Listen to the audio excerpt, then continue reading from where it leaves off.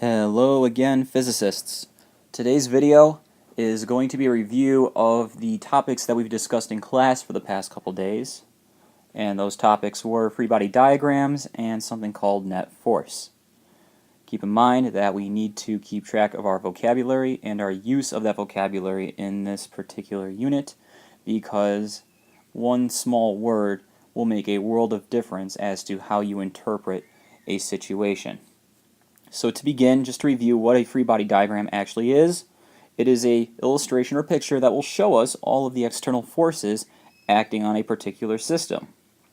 Which leads to the question, well, what is a system? It's just going to be an object or a collection of objects grouped together that we are interested in studying for that particular problem. So the procedure for drawing a free body diagram, and we have already seen this in class, but just to review it, is the first step is you must establish your coordinate system.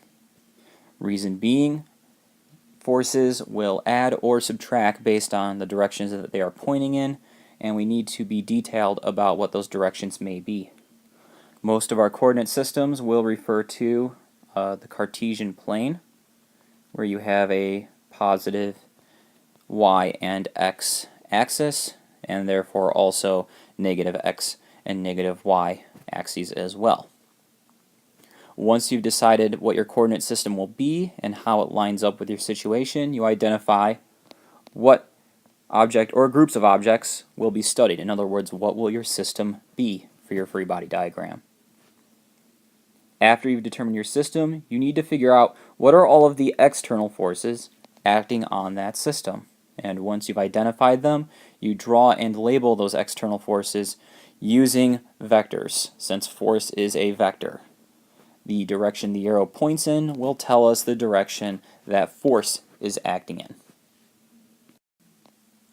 So here is a full example demonstrating that four-step process on how to properly draw a free body diagram.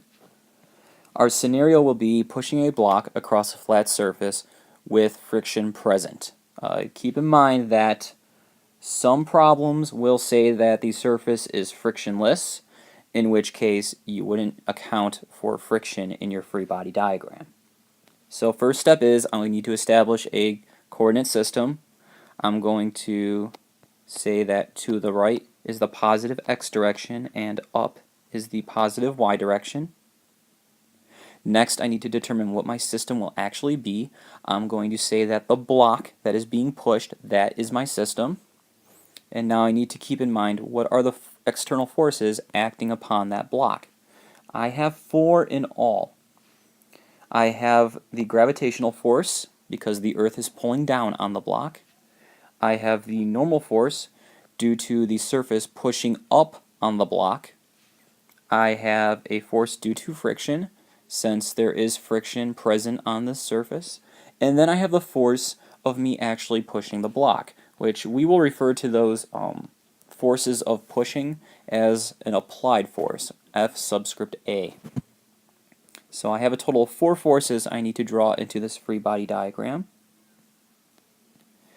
And here's how they would look. So my gravitational force, as we have seen in class, will act in a downward direction. So I will draw an arrow pointing down and label it F subscript G. We've also seen that the normal force will act perpendicular or normal to the surface. And in this case, that would mean that the normal force would be acting in the upward direction. So I draw an arrow pointing up and label it Fn. This particular description did not specify which direction the block was being pushed in. I'm going to just say that I was pushing the block to the right. So that would mean that my applied force would be directed to the right, and I would label it F subscript A.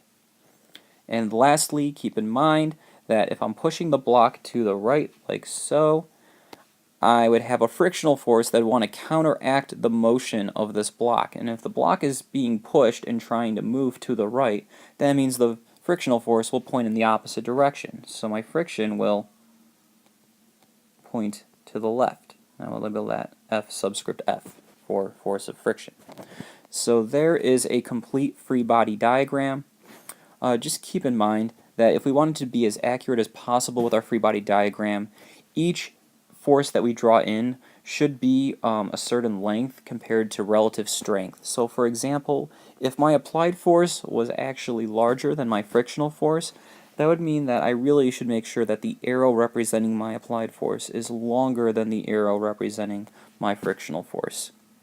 But again, there is the complete process for drawing a free body diagram. So why do we even draw free body diagrams? The main reason is so that we can figure this out. Something called a net force, which is the vector sum of all external forces acting on a system. If you recall, when we first started talking about forces, we said that a force may cause a system to accelerate, but not necessarily will. It is really only if you have a non-zero net force where you will see a system accelerating.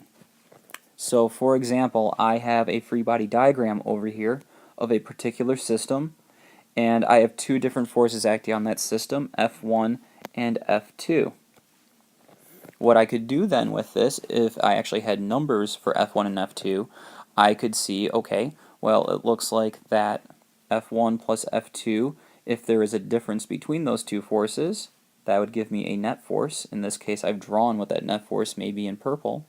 And that would tell me that, yeah, this system will accelerate because I actually do have a non-zero net force. An important thing to know is that the direction of acceleration is dependent upon the direction of the net force. In this particular case, my net force is pointing to the left, therefore I can say that my system will accelerate to the left as a result of F1 and F2 acting on it. That's all I have for today, physicists. We'll continue our discussion of free body diagrams and net force in class on Monday. So until next time.